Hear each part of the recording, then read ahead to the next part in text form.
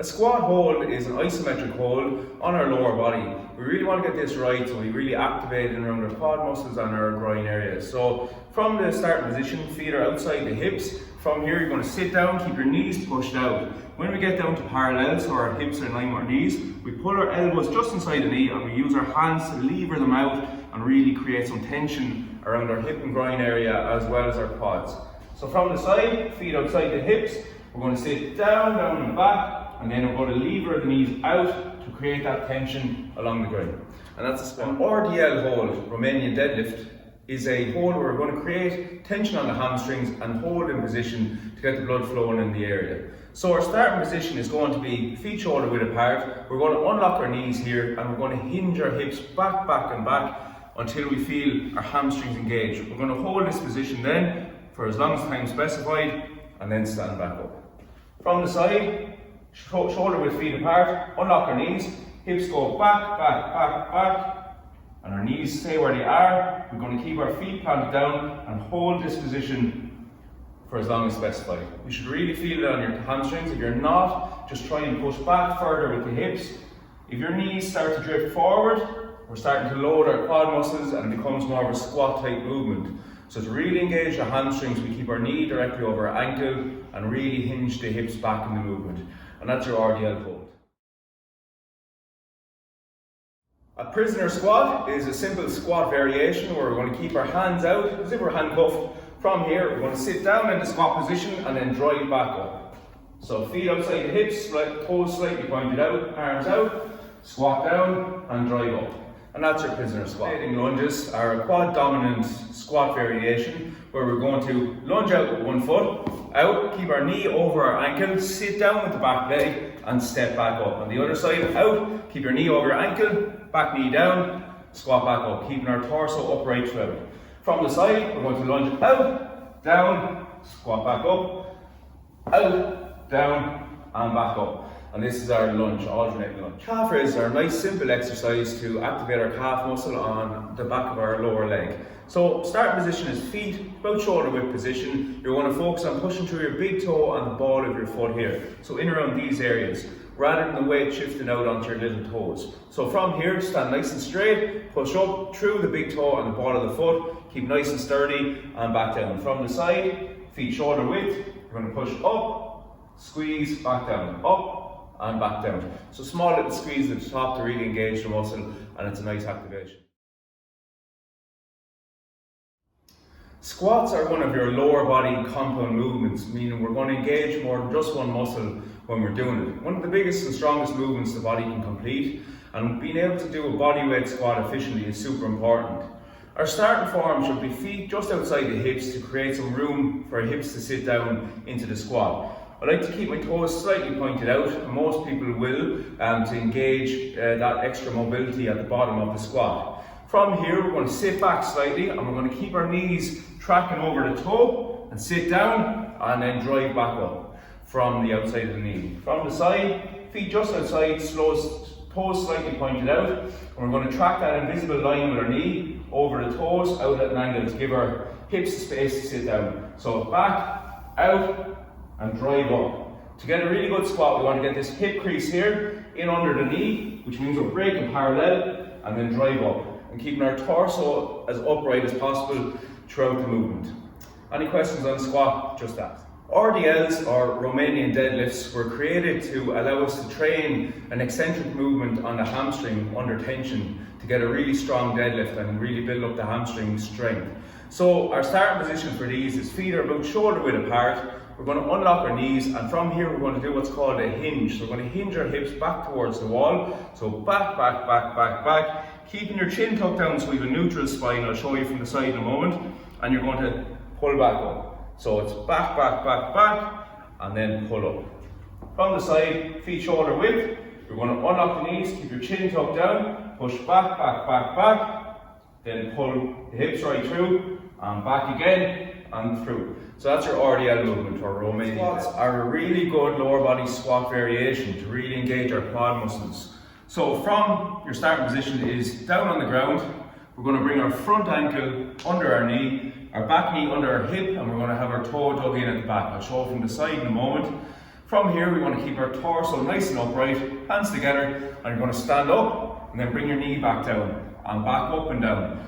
If you find that your knee is sore to tap off the floor, you can put something soft underneath like a cushion or a towel or something like that. Or the alternative is just bring your knee towards about an inch off the ground and then stand back up. So from the side, starting position, we have ankle just under or in front of the knee, back knee is under your hip, back toe is dug in, and keep our torso nice and straight. We don't want to lean forward in this.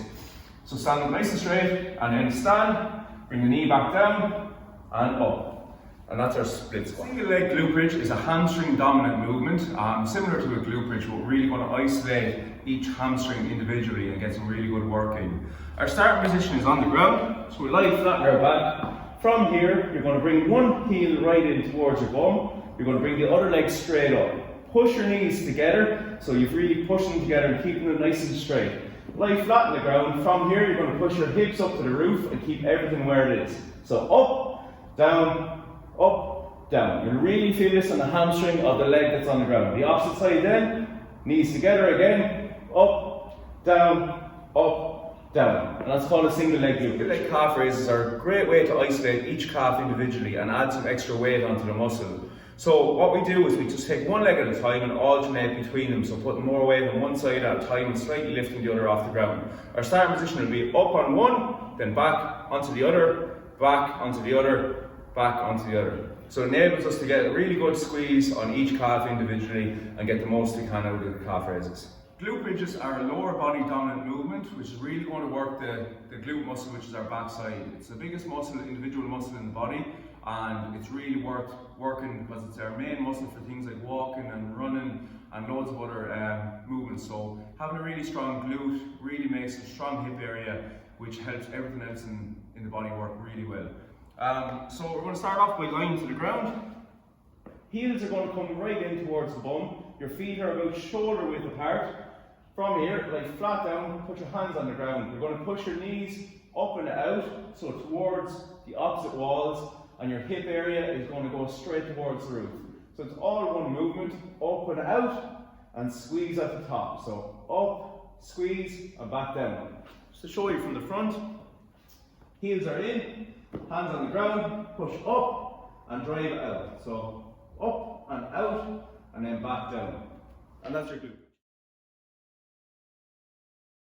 A flutter kick is a lower abdominal core movement where we're going to engage our hip flexors throughout the movement and really work the lower part of our core. Your starting position is on the ground, lying on your back. I like to pull my knees into my chest, which means our lower back is on the ground. From here, you're going to push your feet out to about 6 inches off the ground and keep your toes pulled back towards you. This engages our hip flexors, which is the driving force behind the movement. From here, feet come heel to toe distance, up and down, keeping the toes pulled back throughout, and you work for the prescribed time. This is called a flutter kick. Cycling the legs is a great way to alternate on your lower body hip flexors and lower core. So our starting position is lying flat on the ground. Both our knees come into our chest like this. We're going to push one leg out at a time. Keep your toe flexed back towards your face and keep the other leg in. From here, pull back in, cycle the other leg out, then opposite, and just keep working through that alternating motion. You want to bring the feet to about 6 inches off the ground, and that's where you're going to get your optimum pull on the core. So it's a lower abdominal isometric hold. We're going to complete this on our backs. So we're starting off from the ground, like right down. From here, you're going to pull your knees to your chest. This means our lower back is on the ground. A lot of people might feel that their back arches during this, and that's our front core embracing. We really want to rotate our hip towards our belly button, and that keeps our lower back on the ground. So starting with your knees to your chest means you're in the right position with your back. From here, you want to hold that tension, push right out, and you're going to hold this position for as long as specified. Keep your toes flexed back, which engages our hip flexor and helps hold the tension in the best way possible. So about 6 inches off the ground, hold the position for as long as you can, and then reset and go again if you need to take a break. And that's a hollow hold. Squat jumps are a lower body plyometric exercise, so they're explosive in their nature. This is really going to get the heart and lungs working, and you really feel it in your legs. Starting position, our feet are outside your hips.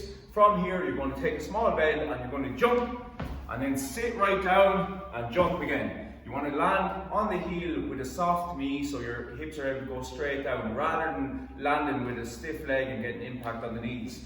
So from the side, feet are outside the hips. We're going to take a little bend, jump, back down, jump, back down. So you want to work through those as nice and quick as possible, keeping your feet in the same position. Focus on landing on the heel with a soft knee, allowing you to sit straight down and explode back up. And that's strides, a nice little cardiovascular exercise, working front and back, both our upper and lower body in the movement to really get the heart and lungs working. Our starting position is feet shoulder width apart, hands down. Just start the motion. It can be a bit odd with your coordination, but once you get going, it'll feel natural. So just front, back, hands come up nice and high, and get a nice distance between the feet. So again, start in this position and just go, hands up and back.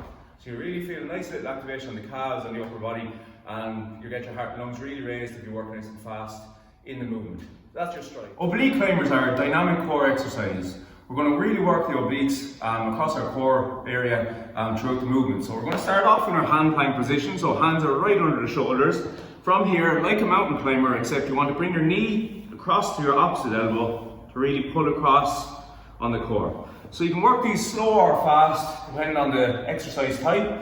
If you want more of a resistance and to really feel it, you go slow, keep a nice slow tempo. If you want to get the heart and lungs working, really feel that burn, you can go nice and fast in oblique climbers. So from the side, push up position, knee across towards your opposite elbow. There's no right or wrong, get as close as you can, and then you can work really fast, depending on the exercise goal.